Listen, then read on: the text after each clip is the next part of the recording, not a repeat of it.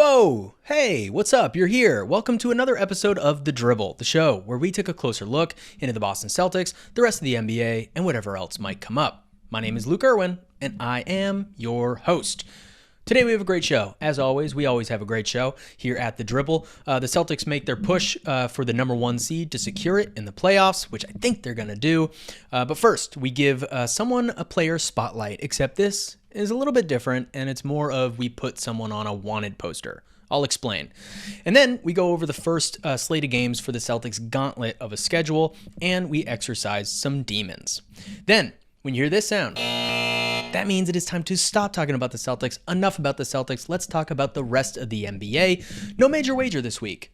No major wager. Timmy KGB, aka T-Bone Steak Extra Rare, no hollandaise, is unfortunately enjoying no steak, no hollandaise at all, because he is sick as a dog. So wish him well, everybody. But I do have a very, very, very special guest on my episode today, and I am so excited about this guest. And we're going to play a new game that we like to call Defend This. That's going to be really fun. Plus, as always, we take a look ahead to the games around the association, games to look forward to, along with the Celtics slate of games. So yeah, so much to get into, and I really suggest we do, because this is The Dribble.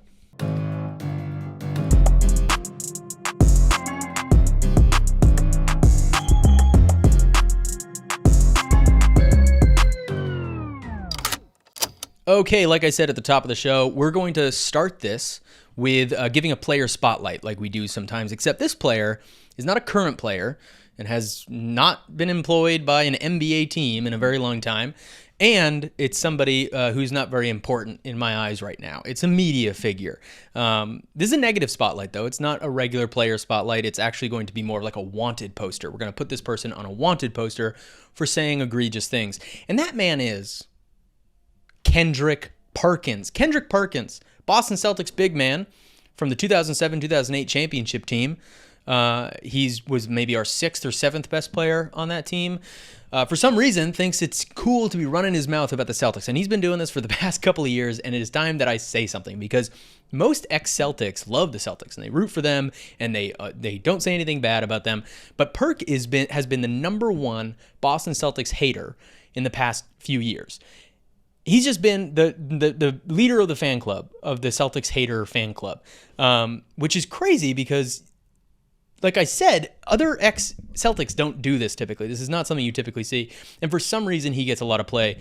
And if you know it, he's the one who leads the narrative on, like, this team needs to get over playoff woes, even though you don't say that about Luka or Embiid. And this team has been far deep in the playoffs since Tatum was only 19, and really only 19. So I don't really understand that narrative at all. But today he said something before the Warriors-Celtics game, which we'll get to that, obviously, that just made me roll my eyes and say, you know, Perk, whose side are you on? What side are you on in this whole thing? Because it really makes me wonder. Listen to this. Listen to what he had to say. The Celtics, look, I love Boston, right? They will be forever my home away from home, but the fans are starting to get on my damn nerves.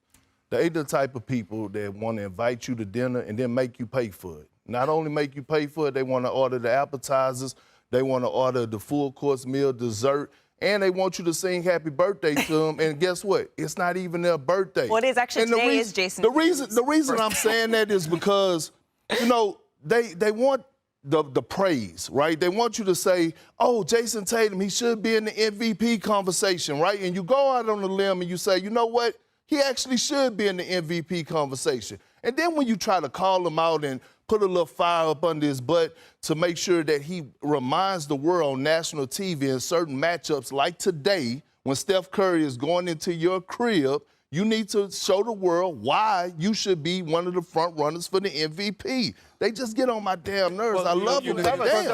Like, what is he saying? Like, what does that even mean, Perk? Like, what are you're just dissing Celtics fan base for no reason, which, by the way, a fan base that gives nothing but love to the people who do right by them. And Kendrick Perkins, we would give you nothing but love since you won a championship with us.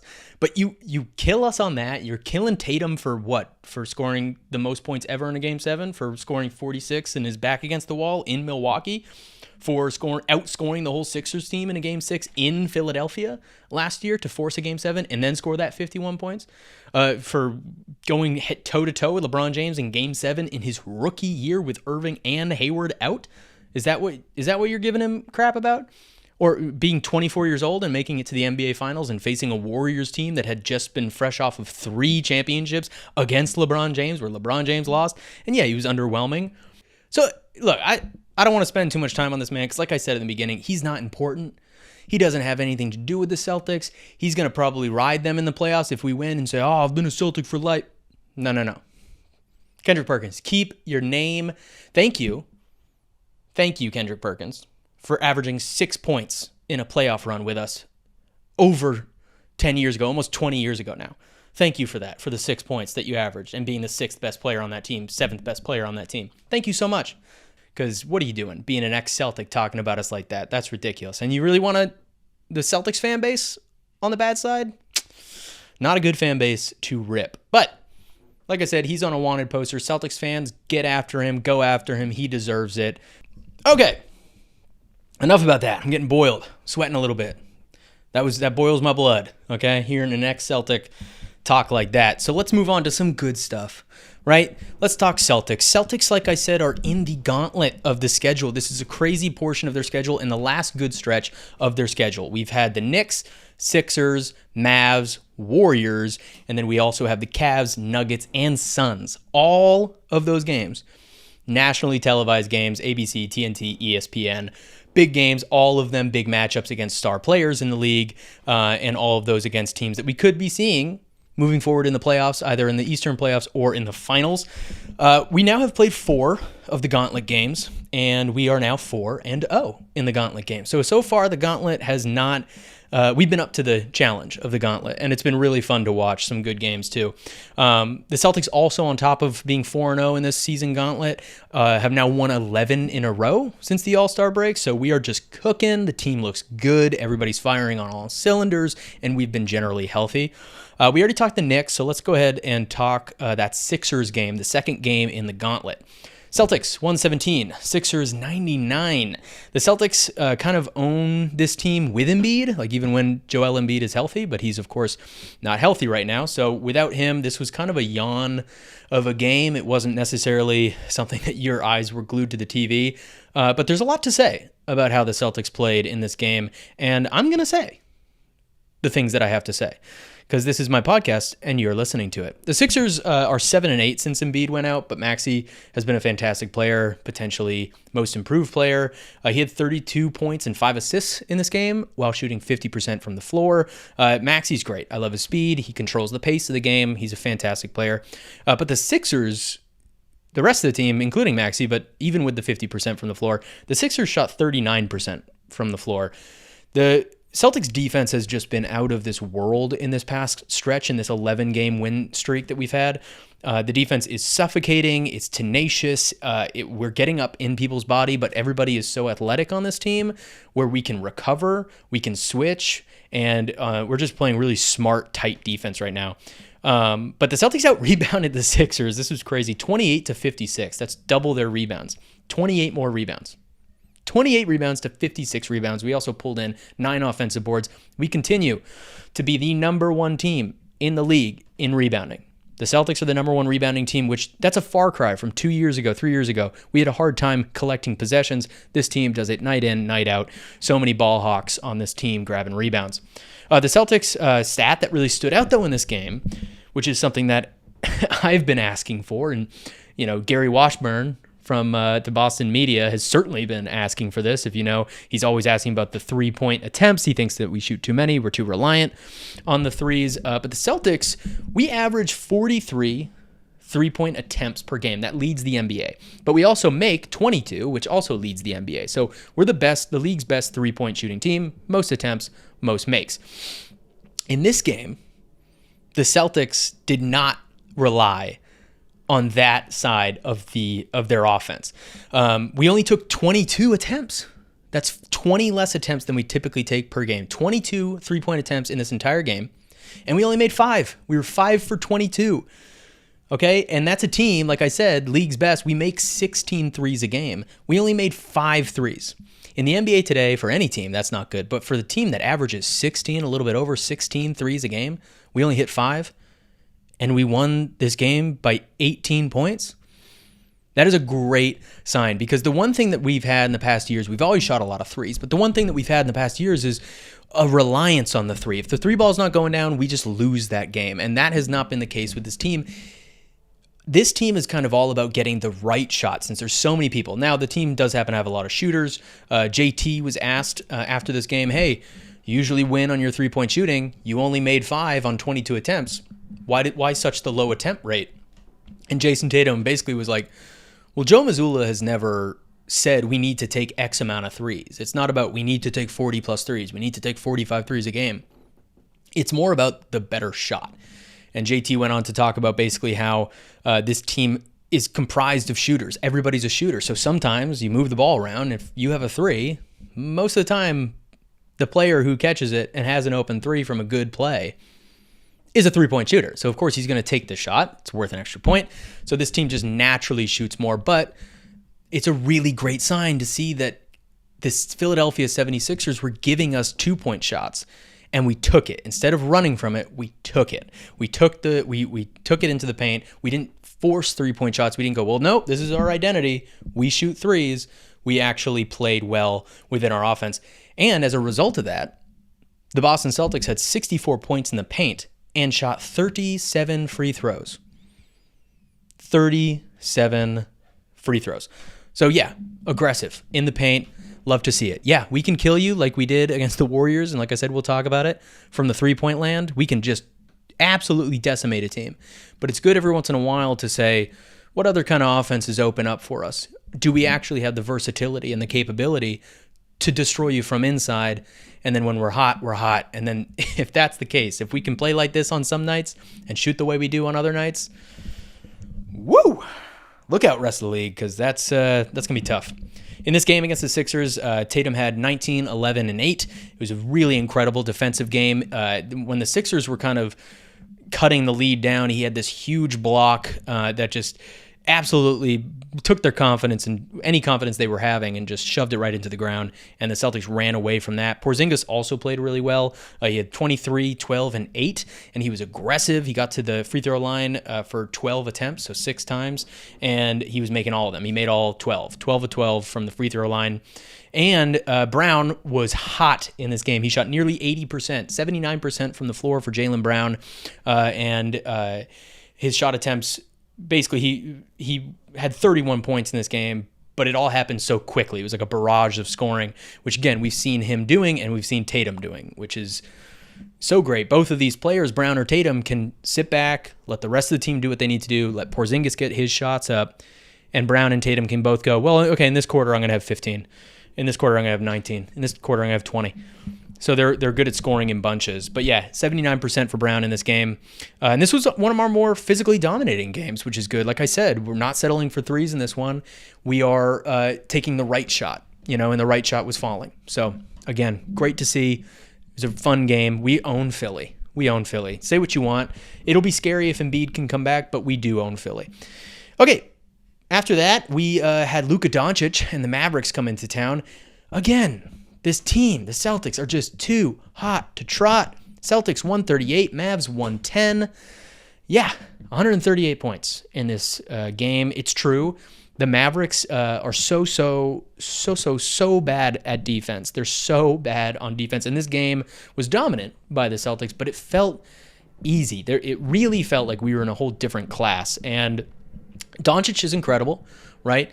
He's the fourth player in NBA history, joining the likes of MJ and Westbrook, to have 3 straight 30-point triple-doubles.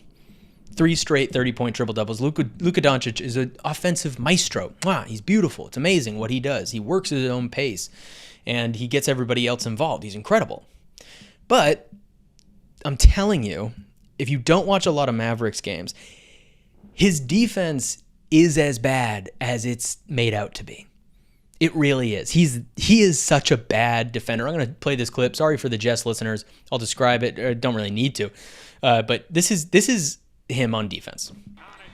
Just letting people go by. Like, it honestly, traffic cones let up more of a resistance to an offensive player than Luka Doncic. They might as well just put out traffic cones, actually. They'd probably be better up. I bet their defensive efficiency would go up. Because this is not a one-off. I also watched the Mavericks versus the Sixers on Sunday.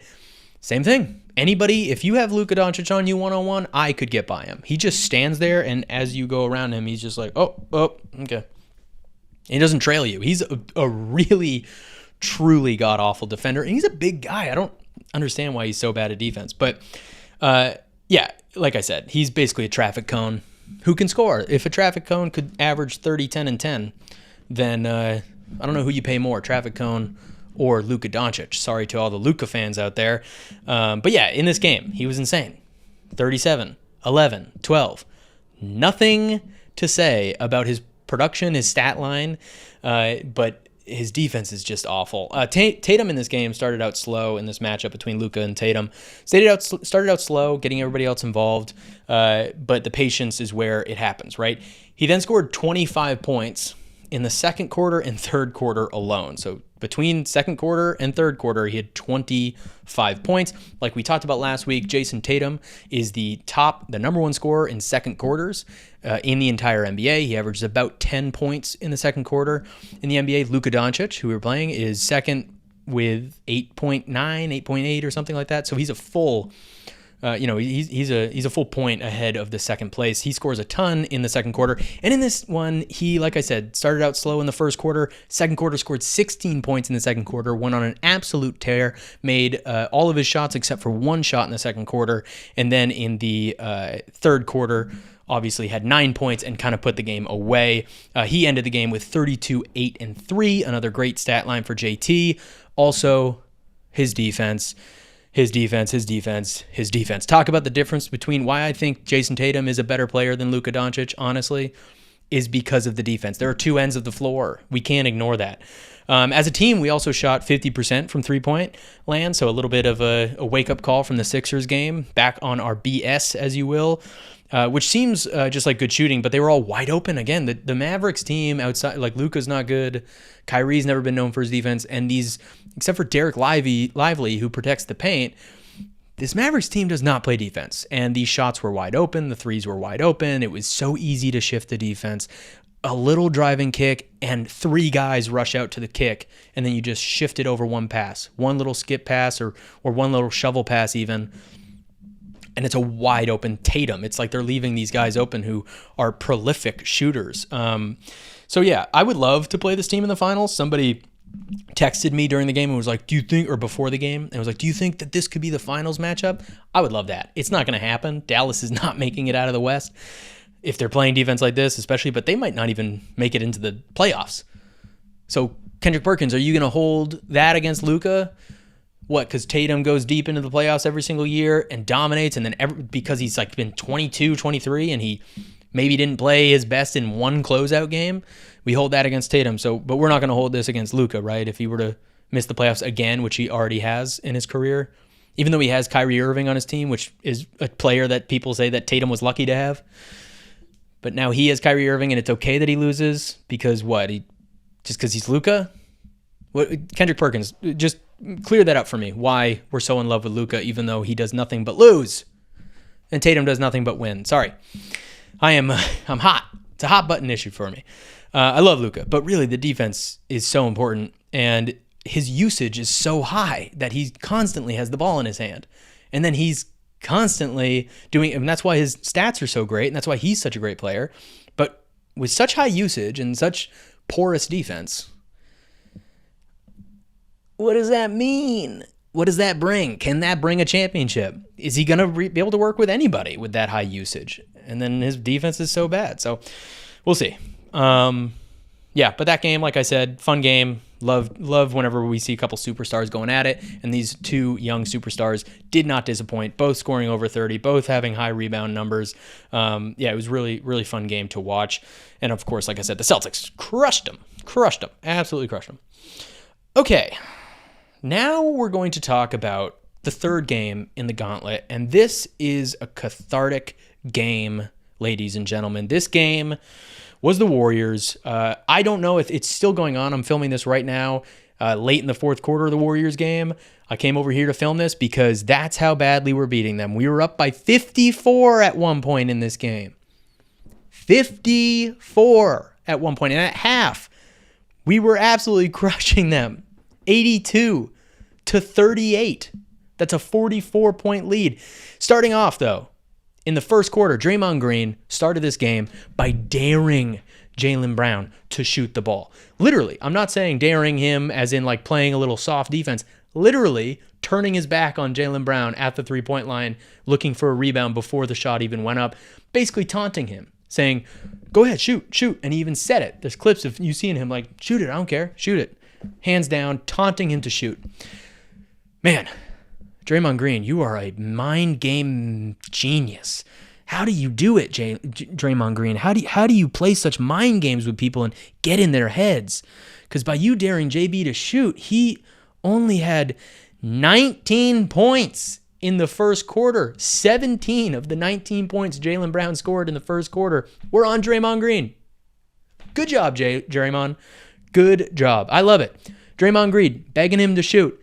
So Brown said, okay, I'll shoot. And he scored 19 points, 17 on Draymond individually, and the game just went off from there. JB set the tone, hitting these shots going, just because you beat us in the finals doesn't mean you can talk all this trash. He talked trash. He got smacked. Jaylen Brown just ran up the score by himself in the first quarter. And then what do we see? We see Jason Tatum do his thing in the second quarter. He goes absolutely ballistic. The Celtics hit 10 threes in the first quarter. Their most in a quarter all season long. 10 threes in a single quarter. That's on pace for 40 threes. They shot 62% from beyond the arc in that first quarter. Incredible. And they scored 44 points in the first quarter alone, which is the most in a single quarter this season. They also had 13 assists in the first quarter alone. 13 assists in the first quarter alone. An average assist number, just to give you an idea, in an NBA game, full 4 quarters, is about 23 to 25 assists in a game. 13 assists in one quarter. Incredible. And that was 13 assists on 16 made field goals. That means 3 field goals only were unassisted. And 2 of those field goals were fast break points, so no assist. And then the only remaining one that was unassisted was Jaylen Brown up against Draymond Green, nailed a 3 in his face when he was being dared to shoot threes. Incredible. Absolute dominance. Maybe the most perfect half we've seen by any NBA team in this season so far, scoring 82 points and holding them to 38, holding Steph Curry 0 for 8 from 3 in the first half. Incredible. But 82 points is the most in any half in franchise history. Congratulations, Celtics. And a 44-point lead is the most lead at half by any Celtics team. Such a storied franchise, and this team is putting up historic numbers that are breaking records every single day. But Tatum continued his tear of being the best scorer in the second quarter. Like I said, he averaged, about 10 in the second quarter, and this one was no different. He doubled it. 20 points Tatum had in the second quarter. Absolutely taking it to him, and that's where we really blew it open. You got Jaylen Brown with 19 in the first quarter. Incredible. Warriors were down. And then all of a sudden, boom. Jason Tatum, 20 points, second quarter. Game over. Curry didn't even play the second half. He said it was his knee. I think it was his heart. I think we bruised his heart, beating him by that much. Tatum with 27 points in this game in only 25 minutes. Love to see that. One of my favorite stats is when a player has more points than they do minutes played. He also shot 70% from the floor, and Brown had 29 points in only 22 minutes. Absolutely crazy. And he shot 58% from the floor. This was a great game because we exercised our demons. And like I said, it's Jason Tatum's birthday. By the way, what am I doing? How have I not given a shout out? Jason Tatum, happy birthday. 26 years old. He's only 19. Happy birthday, Jason Tatum. You guys stomped the Golden State Warriors, exercised the demons from the 22 finals, and Jason Tatum played absolutely lights out in this game. His defense was intense, and the whole Celtics team defense was intense. We were up by 52 at one point, and we had all of our starters in, pressing up, playing tenacious defense, suffocating them. It wasn't Steph Curry missing shots because he was missing shots. We were all over him like a blanket in a sleepover. This team has been incredible. They have been playing at such a fantastically smart, athletic, and just angry way over the past couple of games, and they are playing this gauntlet better than I could have imagined them playing this gauntlet, and I'm so happy, and I'm having so much fun. It's amazing. I love this team so much. I love this team. This team healthy will not lose a single game. They are so good when healthy. They play so smart. They play so tough. They play so aggressive. It's amazing. The best Celtics team so far. If they have to maintain this, but they are battling the 07-08 team in my mind for teams that I know. I didn't get to watch the 86 Celtics, but this team, if they keep this up, can be held to pay in the NBA. And then maybe Jason Tatum will get his flowers, but that's for another discussion. We'll talk about. You know what that means? It is time to stop talking about the Celtics, the Boston Celtics, the incredible Boston Celtics. Jason Tatum, Jaylen Brown, Derek White, Drew Holiday, Kristaps Porzingis, Al Horford, PP, Fast PP, Peyton Pritchard, Sam Hauser, the guys. Luke Cornett, didn't forget you. Tillman, welcome. All those guys. Let's move on to the rest of the NBA. First, like I said, Major Wager is not actually going to be going on this episode. We have a very special guest that I'm very excited to bring on. But just to go quickly over the Major Wager, we'll go into it more depth when Timmy KGB is back. But last week, I had the Heat money line. I paid only $50 on a plus 170.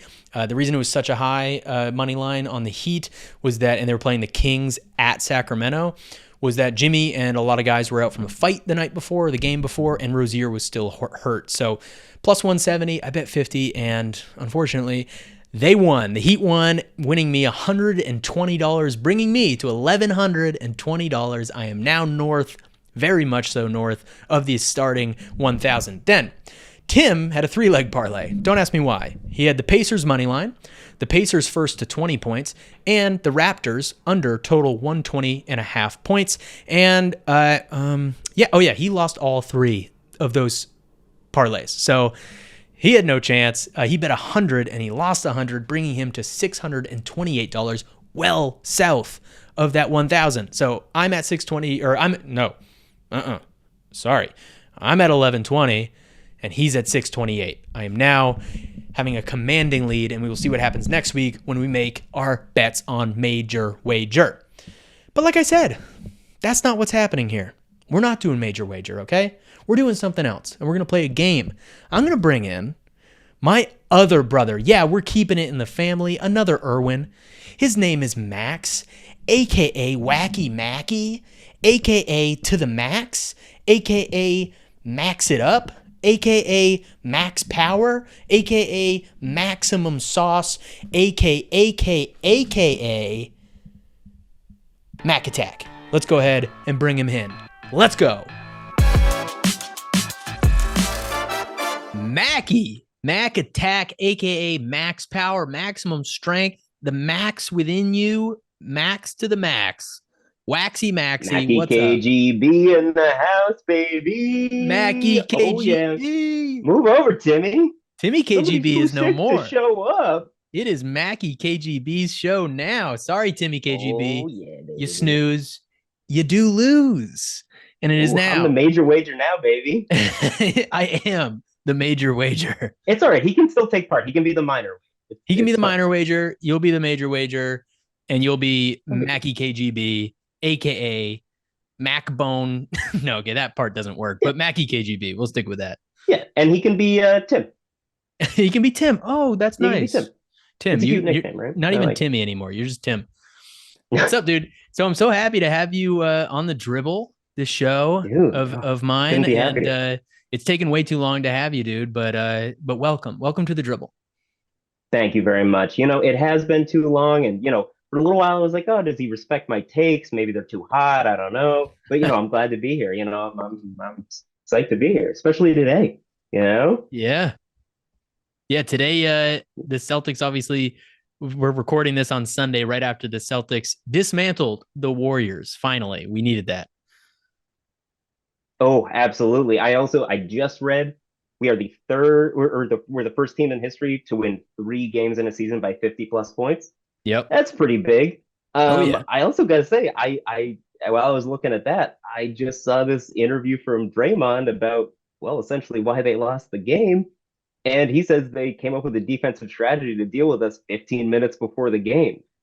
And he didn't sound that unhappy about it. He just kind of sounded like it's like, whatever. That's why, it's what do you expect? That's why we lost. It's like, that's not good, dude. You're the defensive anchor of that team. That you shouldn't tell anybody. Like, Look, dude, I don't know. Draymond Green, in the beginning of this game, Draymond Green was literally vocally daring Jaylen Brown to shoot threes. He I just talked about it earlier in the pod, but he had his back to Jaylen Brown on half of them. And he verbally said to him, like, take it. I don't care. Shoot it. I'm not even going to contest. And Jaylen Brown dropped 19 points in the first quarter, and 17 of those points were on Draymond Green directly. So cool defensive strategy. Really worked out. Yeah, I just don't really understand that. I think there's maybe one person on our team that I would dare to shoot a three, and his name's Luke Cornett. No disrespect there. He does a lot of things really well. But we're not the kind of team you want to dare to shoot a three. That's our strategy anyway. We really don't need the encouragement. Yeah, no, definitely not. I think he was trying to play like a mind game, but this team is way too good to play mind games with. And then JT, happy birthday, JT, finally 19. Ooh. Welcome to the club. I'm also 19. And he had 20 points in the second quarter. JT leads the league, of course, in second quarter scoring with about 10 points per quarter. And he had 20 in this game. Lights were out. And Max, did we run Steph Curry off the court? Because he didn't play in the second half. Oh, yeah. Oh, no. I think towel over the head, walking off the court, didn't come out of the locker room. At least I didn't see him on the court after that. No disrespect, but if you get played off the court, you get played off the court. I'm sure he's going to come back with a vengeance next time he's in the Garden. I look forward to it, as I always do. But it feels good, that 22 finals. It's always going to hurt me. If it's the closest you've gotten and you never quite got over to that mountaintop, stopped our momentum dead in its tracks. I always love a little bit of revenge game for that. So I'm going to take this as the ultimate win. Yeah, and revenge it was too, because even we were up 54 at one point, which is insane against a good team. The Warriors have been playing well. They've been surging. Great defense. They're hitting threes at a great clip over the last 10 games or something. And Steph Curry went 0 for 8 from 3, but also our defense up 54. Tatum was up in the chest of Kuminga. Brown was pressing Curry off of the 3-point line. We just played tenacious with a purpose. And if this is a window into how this team's going to play in the playoffs with this much purpose and without Porzingis tonight, love to see it. We love to see it. Absolutely. And it's not just the aggression, it's the discipline. Yeah. And that's the real thing about this defense that we're running right now. We found a way to trust everybody, not just putting up shots, not just to give up the ball and get it back or anything like that. We trust everybody to know when to lay into a guy, when to lay off a little bit. Know when to hold on. That's how you get absolutely. That's how you get in the passing lanes. That's how you get these steals, get out and run. Put them on their heels. So I couldn't be happier. And the versatility too. Everybody can do a little bit of everything on this team, except Luke Cornett, like you said, is a little bit one track minded. But hey, we need one track sometimes, and he gives it. No complaints whatsoever. Also, just his ability to get that team together, get them going, get them laughing. It means a lot. Yeah, the locker room vibes. I hate to sound like a Gen Z, but the locker room vibes are immaculate. It's giving 2008 Celtics, honestly. Well, Lukey, I think the reason you're so focused on that is we've been through a lot of Celtics teams where the vibes have not been immaculate, and not to say they've been hateful or anything like that. We generally haven't had that many difficult groups, but you can just tell when it's a little bit off, when the guys don't fully trust each other, when one guy seems a little annoying. I'm not going to name any names, things like that. And it's just, maybe I was talking about him. We got our yearly booze in to Kyrie on last Friday night when he was in the Garden. I respect his response to it. Saying he's got to win in the Garden in order for that to stop. I like that. It was the first thing he said in about 10 years that I enjoyed. So credit where credit's due. Yeah, maybe he's maturing a little bit, but let's wait a couple months, see what unfolds. Yeah, we will see. Okay, Max. Well, let's get into a segment. I want to play a game with you. What do you think, Max? You want to play a game, Oof, Mackie? Mackie I KGB? love games, Lukey. You know I Okay. love games. All right. Well, sweet. We're going to play a game that I like to call Defend This. And essentially, what this game is we're going to go back and forth with outlandish statements that basically nobody who knows the NBA and basketball would agree with, but we have to defend them. We have to play a little bit of devil's advocate. So I'm going to throw an outlandish statement to you. I'm going to tell you to defend that statement, and you have to defend that statement. What do you think? I love it. I love games. I love the NBA, and I love coming up with hypotheticals. So let's do this thing, baby. Exactly. Well, that's a trifecta right there. All right, I'm going to start with you. I'm going to throw one your way, and you're going to have to defend this. All right, you ready? Right. Let's go. Mackie, defend this. The Boston Celtics are not the best team in the NBA. Okay. All right. I've lied before. I'll do it again. All right, here we go. All right. So the Celtics are not the best team in the NBA. Let's see. I mean, I think there's one team that we could all try to make an argument is better.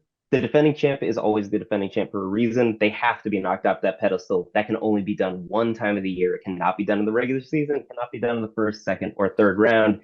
We are going to have to dethrone them in order to convince the league we are the best team in the league.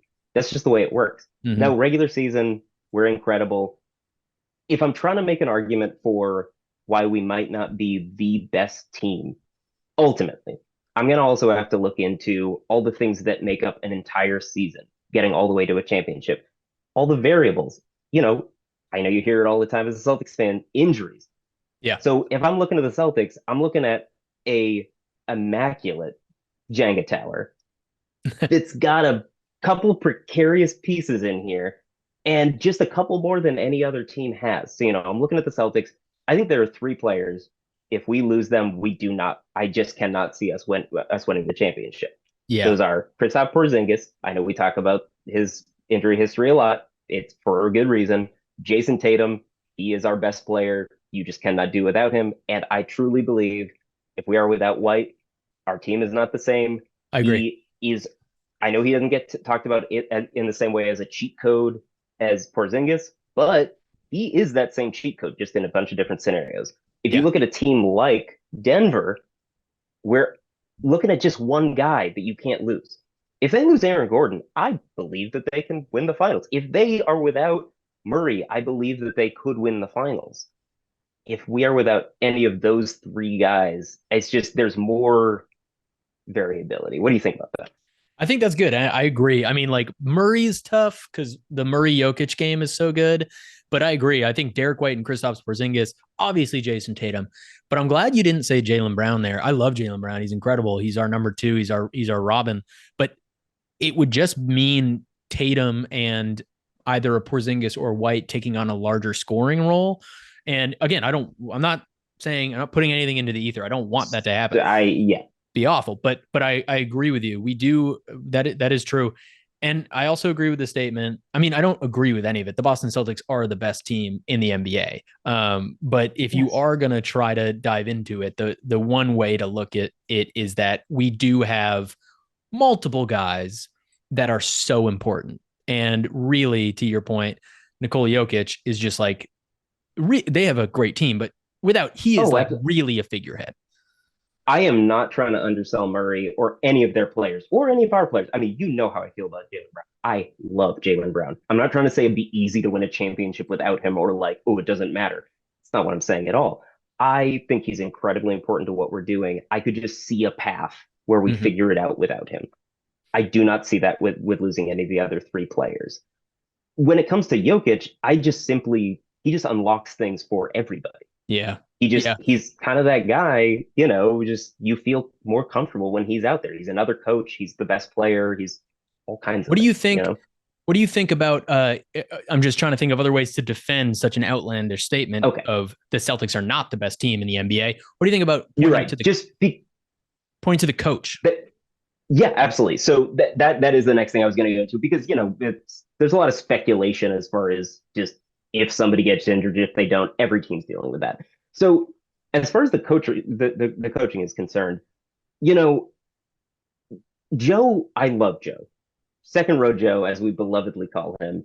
You know, he is just an inexperienced coach. And I don't really see that much wrong with that because he's doing a great job. He has corrected so many things since last year, and I don't think that anybody should take those flowers away from him.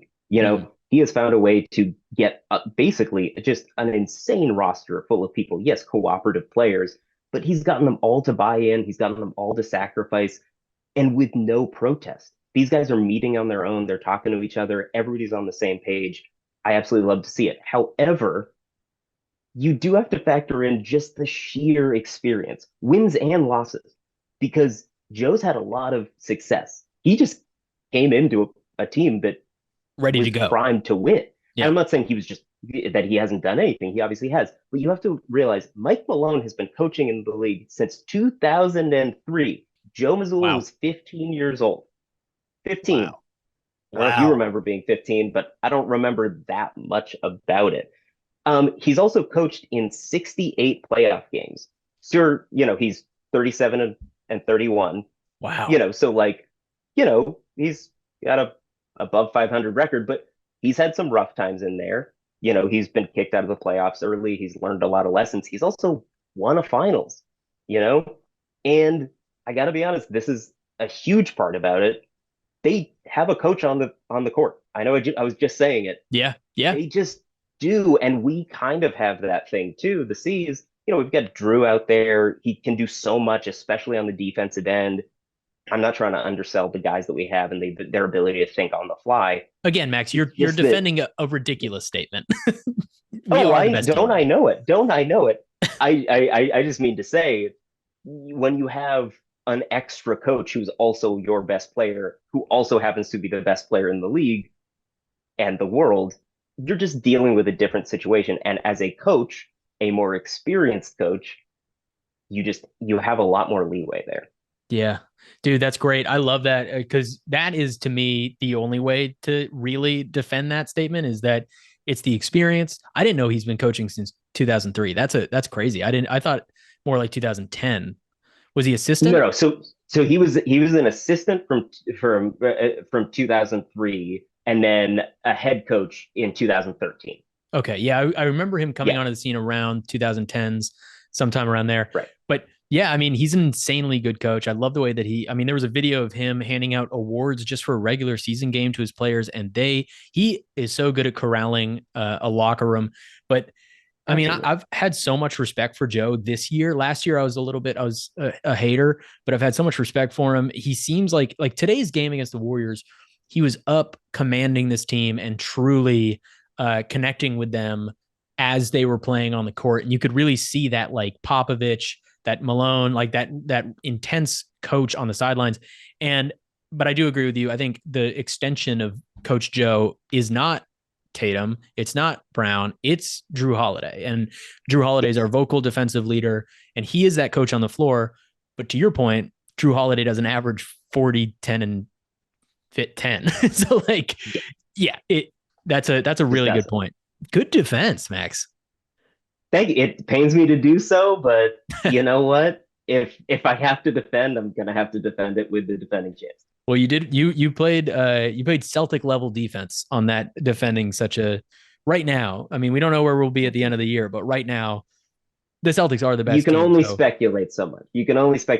But I want you to do a little speculation here too, though. I don't want to be answering all these questions. So yeah, give it to me, all right, Max. let's see here. Maxey All right, KGB. Defend this.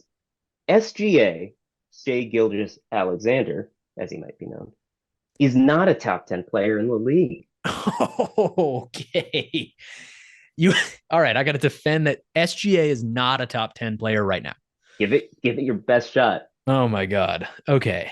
Defend that SGA is not a top 10 player. I bet you wish I had said not 5, because that would have been still a lie, but easier. I was going to say he's like what, 2 or 3 in MVP voting right now. Oh boy. And he's playing lights out. He's averaging 31, 5.5, and 6, I think. So, I mean, he's on fire right now. And the Thunder are an incredible team. They're the team I think that are going to give Denver, team we were just talking about, so much problems in the playoffs. So, okay. Okay, I can do this. I can do this. I can defend this. So I'm going to shift my top 10 into not necessarily how they're playing right now, but who you would want top 10 in a playoff series right now. The people you would take in a playoff series. Like to win it, you need to win these games. You need to win best of 4 or best of 7, first to 4. Who would you take? So here's my top 10 in that way. Number 10. This one pains me because I do not like this player. Number 10, Devin Booker. Number 9, Kawhi Leonard. Number 8, LeBron James. Number 7, Kevin Durant. Number 6, Steph Curry. Number 5, Luka Doncic. Number 4, Jason Tatum. Number 3, Joel Embiid. Number 2, Giannis Antetokounmpo. And number 1, Nikola Jokic. That's my top 10. First of all, what do you think of the top 10 without SGA? Obviously, SGA. I mean, yeah, apart from the one real glaring omission, I certainly agree with the top 8. Yeah. Yeah. And I guess the top 9, I mean, yeah, it's really hard to argue against a healthy Kawhi. That's not an argument I'd ever make, but and Kawhi is having an MVP season. I do not underrate that man. He's incredible. However, you know what they say about the best of it, ability. That's just the way it is. Yeah, I wish him all the luck. All right, so let me go through those guys real quick, just to describe why. Again, like I said, if you're picking them for the playoff, Shea is amazing. Shea is on this team that is young. They have some great talent. They have some great young talent like Chet and all these guys. But he doesn't really have a partner in crime. He doesn't have a Dame Lillard picking up points. And I know that Dame has not been doing that for the Bucks, but he doesn't have a Jaylen Brown. He doesn't have a supporting cast like a Jason Tatum with all these guys who can score 30 any given night. He doesn't really have a high level of scoring. So yeah, he averages 31.2 points per game. And then he averages 5.5 rebounds and 6 assists, which is, again, great, middle of the pack. But a lot of these guys have that 5.5 and 6 in the rebounds and assist categories. The higher scoring really has to do with he needs to pick up the slack. He has a higher usage rate than some of these guys. And so, of course, he's going to score a little bit more, obviously, other than Luka, who has an outrageous usage rate. But so for Devin Booker, we've seen Devin Booker be that guy and take them to the finals. On that finals team, it was Devin Booker. If you remember, KD was not on that team. It was Devin Booker, Chris Paul, and DeAndre Ayton. So in retrospect, that finals run was, and he played amazing that entire run. He really showed that he can be that guy deep in the playoffs with a team where he is the head of the snake. And they made it far. They made it all the way to the finals, lost in game 6 against Milwaukee. But again, great run, showed that he can make it at least to the finals. We just haven't seen that from SGA. He's just a little bit too young. So for that, again, just trying to defend this. For that, I would put Booker there. And then Kawhi Leonard, like we talked about, same reasons. He's been on the Spurs, obviously won a championship there, but then he, made his own bread, going to the Raptors, winning a championship there, beating the Warriors, albeit injured. But that was, he beat that Sixers team. That Sixers team should have done more than they did. That was with a not insane Ben Simmons and Joel Embiid playing well as well. And with Jimmy Butler was also on that Sixers team, and they beat him, and he hit that game-winning shot. And I know this is all past stuff, but if I'm picking somebody, that goes into it. Experience, like you just made your argument with the Nuggets, is huge. Next on the list is LeBron James. LeBron James. He just passed 40K. Shout out to LeBron James. He's not my GOAT. Michael Jordan's my GOAT, but got to give props where props are due. 40K. That's insane. Unbelievable. Got to give a shout out to the King James. But I'm taking him still. He's just I feel like he is a better commander of the floor, and I would take him over Shea. I would maybe take him. I wouldn't take him over Shea if I was allowed to, by the way. But again, I'm trying to defend this. Yeah. But I have to go with experience on all of this. KD, same exact thing. KD's a walking bucket. KD has shown that he can be on a Warriors team and take a back seat to win a championship. This is all about winning. This is all about being the player that you need on your team. He's shown that, but then he's shown with both of those Warriors finals runs that he can go onto an amazing 73 win team, win the finals twice, and be the MVP of that team. So again, he's just shown this tenacity for winning. Steph Curry, greatest shooter of all time. Look, this is where he would be in my eyes in the league. 6'5", 4", somewhere around there. I think he's top 3 in MVP voting, rightfully so. The OKC Thunder are doing great. But this is, I think, but that's a this year thing. It's that's more of like in a vacuum. And then Luka Doncic just has his numbers are too crazy. If we look at what Luka is putting up right now, and again, all those other guys had kind of comparable statistics to him, but Luka's 34.5 points per game, 9 rebounds, and 10 assists. That's incredible compared to 31, 5.5, and 6. So he bests him on all 3 categories. The only thing that SGA has on him, but this goes into MVP voting, is a way better record. The Mavericks lost and steals. Philly. And what? Way better defender. I mean, defense. And that's the hardest thing. Takes defense very seriously, and that matters a lot when that's your best player. Yeah, you hear guys talk about it all the time. And nobody ever talks about it with Luka because he doesn't defend, and nobody would say like, oh, because he's not defending, I won't defend. But guess what? When your guy is just play after play going for it, you are too. You just have to. Yeah. It matters. And he's a smaller guard, but he like the next guy on the list is Tatum, right? And Tatum's amazing. And I was looking for reasons why that Tatum's a better defender than SGA, but I don't think he is. Tatum is a better on-ball defender as far as stopping and like creating, like he's moving bigger. the ball He's away. got that huge wingspan. He's got all kinds of stuff working for him. Absolutely. But he doubles Tatum in assists or doubles Tatum in steals, and SGA leads the league in steals. And he also has more blocks than Tatum, which I found kind of ridiculous because again, Tatum is 6'8", 6'9", and has a great wingspan, and he's a good rim defender. But I would again take Tatum over him because Tatum has shown that he again has gone far since he's come into the league, into the playoffs. He has also shown a level of confidence, big games. He is obviously the most points scored in a game 7. He has shown that he is that guy. And yeah, we can hold the 2022 finals against him. But why? He averaged the same stat line that LeBron James averaged when he got swept by the Spurs in 2007. It is just how it works sometimes. Like LeBron James averaged 22, 7 and 5. Tatum in the finals averaged basically the same thing. And then the last 3, I think I don't need to defend, right? I think the last 3 certainly players, do not need to. There is those that's not even like something you would have to make up a defense for. Right. So the top 3, Joel, Giannis, and Nikola Jokic. Yeah. They just already are better than him. But I will say, I think I just would have cut you off, just right as you got to Luka, just because SGA is a better player than Luka. Absolutely. I think, and I put Tatum above Luka, and I believe in that. Tatum, I think the argument right now is Tatum SGA. Like, where do they sit? Like, and it's tricky because they're neither of them have hit their prime yet. Yep. One of them is a lot closer to than the other one.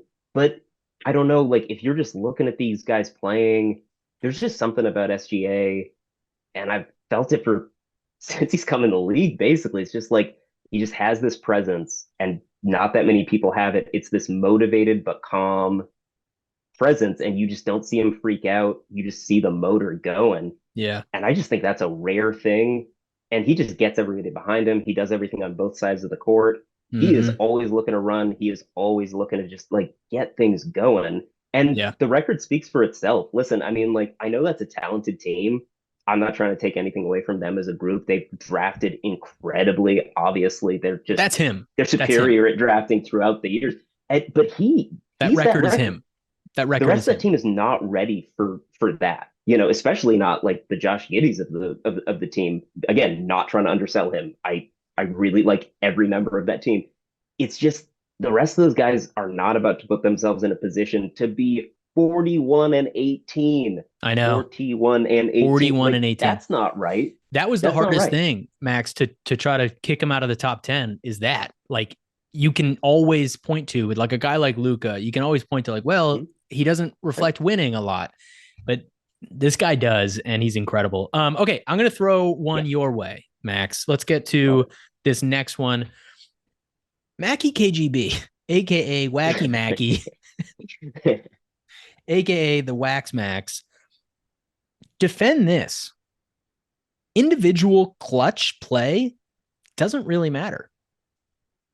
Ooh, this kind of is a take that I believe in. Okay. Nice. Perfect. Well, let me explain that a little bit further, because it's not exactly that I don't believe in clutch plays. Obviously, things happen at the end of basketball games. It's really easy to close leads depending on what kind of lead you have. There's a lot of different factors here, but what I can argue is that the way that we talk about clutch scoring specifically by individual players is just unreasonable. Yeah. And I don't think it means nearly as much as the thing we should be talking about, which is team crunch time play. And that's why you've got, we've said it a couple times this podcast. I will just pile it on one more time. Nikola Jokic is the best player in the world. Yeah. We're not saying that Dame Lillard is the best player in the world. I don't think anybody who really knows what they're talking about says that. And again, nothing against Dame. I love Dame. I will keep saying that. But the best player in the world makes the right decision at the end of the games. And a lot of that just, it equals out to, okay, well, now we're up by 10, and I don't need to huck up a 3-2-1 buzzer beater. Again, I love those plays. I'm not trying to downplay what some of these guys do. I mean, Luka has broken my heart a bunch of times.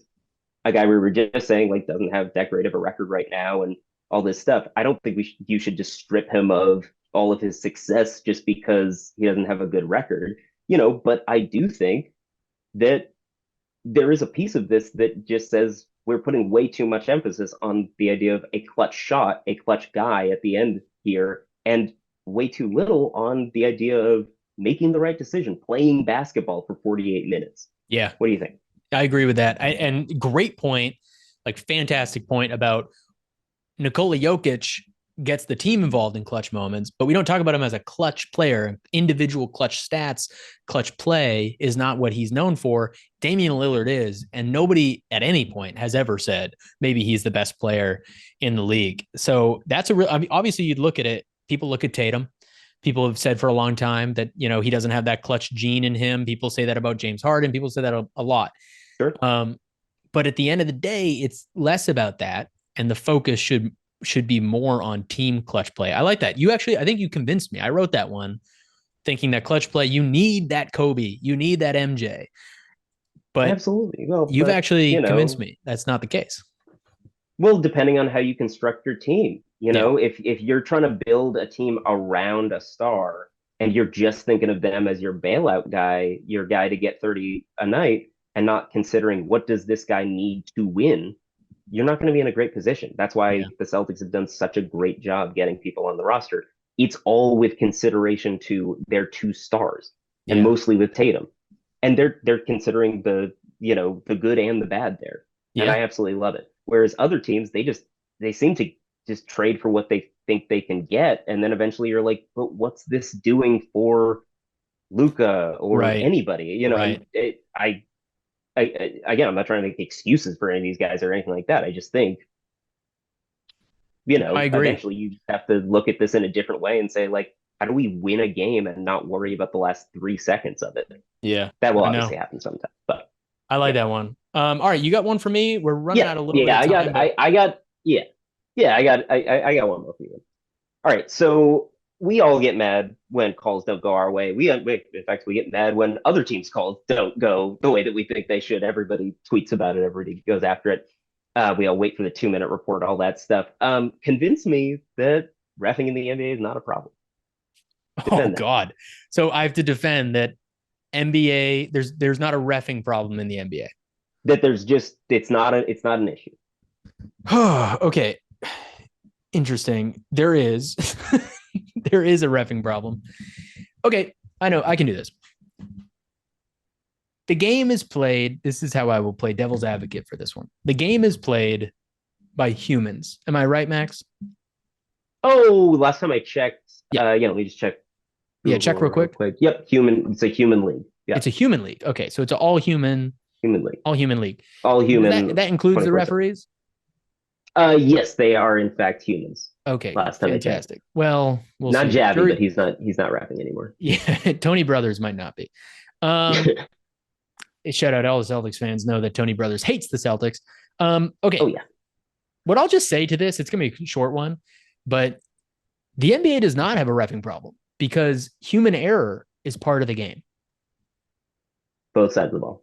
So on all three sides of the ball, offense, defense, and reffing. Oh, yeah, that's right. Obviously, you look at like the Knicks game, one of the worst no calls that I've ever seen in my life. Literally, DiVincenzo throws the ball away, and then to the man that he just messed up and threw the ball to, tackles him on a. Not only should it have been a foul, but it should have been a fast break. One of these. I don't know why I'm blanking on it. A take foul. A take foul. Yeah. It should have been a take foul. I mean, that was a guaranteed 2 points, and they would have won that game. Very weird.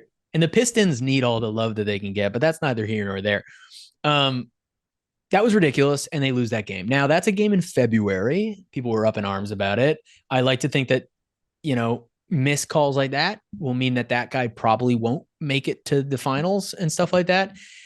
If that were to happen in the finals, that would be insane, and it would be egregious. But my argument is human error, right? That happens. And we can say that it's bad now because if we're talking about a reffing problem, what we're talking about is that it's something that didn't occur in the past. The NBA, I bet if we went back and we watched every single game and every single season, I bet there have been a million of those calls. I don't think we have a reffing problem because I don't think it's any different than it has been in the past. I think now we have more reviews. I think we almost have too many reviews. I think it's okay if a ref gets something wrong. That one was egregious. I feel bad for the Detroit Piston fans, but it's part of the game. And like, it's always been that way. Like you can call a foul, like in the NFL, you can call a foul on almost every single play. And there's so many fouls that get called and don't get called in the NBA. That was a big one. And maybe they have something where there's a review center before the game ends that they can, or whatever it might be. Maybe New York can have a say in like, well, that was egregious. Let's reverse that. Can't do it after the game like some people propose, like take the win away. You can't do that. Yeah. And I think if we looked at the landscape of where the NBA's been, this isn't any different than how it's been in the past. I hear you. I really do. Obviously I feel that way until it happens to the C's. So that's just kind of the way it is. Circumstances, everything. I also just think a lot of it has to do with the fact that people fall on both sides of it. People are like, that's a foul. That's not a foul. He barely touched him. Oh, and it's just like the force of the touch has anything to do with it. There are so many things that we just don't fully approach in the right way, and that the refs just are thinking about it at all times. I'm not saying they don't make mistakes. They absolutely do. I do see what you're saying, but I just think the margin for error, it's too circumstantial sometimes with the rules that we have. And you can't get away from that. It's always going to be a problem. It literally will always be a problem. It will be. And I think the way I'm defending it is saying it's always been part of it. There's been so many heartbreaks that we don't know about that. Like, if you look, the Celtics, one of my favorite plays in Celtics history is Larry steals the ball, and he steals the ball, kicks it but like that was a foul. Like it's absolutely a foul. Yeah. So there's a lot of plays that there's a lot of fouls on that don't get called, do get called.